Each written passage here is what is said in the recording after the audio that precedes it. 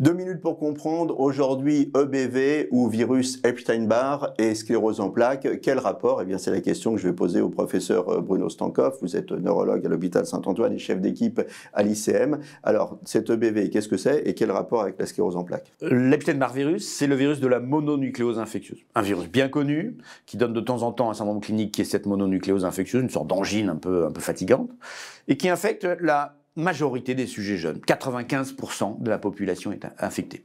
Et puis, ce qui a été démontré récemment, c'est un lien épidémiologique, statistique, avec la probabilité de développer une sclérose en plaques. En particulier, chez des militaires, chez qui on a détecté une infection à l'EBV récente. Donc, probablement dans un contexte d'infection un peu tardif.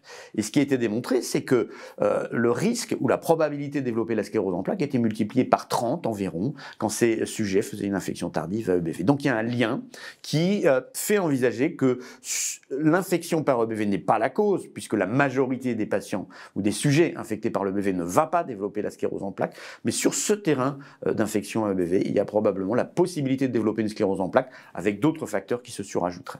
Donc on est bien clair, le BV n'est pas la cause, c'est un facteur de susceptibilité, et donc il n'y a pas de traitement miracle pour l'instant à espérer en disant on élimine le BV, on n'a plus de sclérose en plaques. Aujourd'hui, on n'a pas cette ouverture de traitement miracle sur le BV pour traiter la sclérose en plaques. C'est une grande piste de recherche parce que le lien est le plus fort qu'on ait identifié comme facteur de susceptibilité. Donc c'est un lien très fort statistique, mais on n'a pas encore suffisamment d'arguments ni de possibilités pour traiter le BV, qui est un virus avec lequel on cohabite et qu'on ne traite pas habituellement, et d'envisager que ça va traiter la sclérose en plaques. Les recherches sont à mener dans ce champ.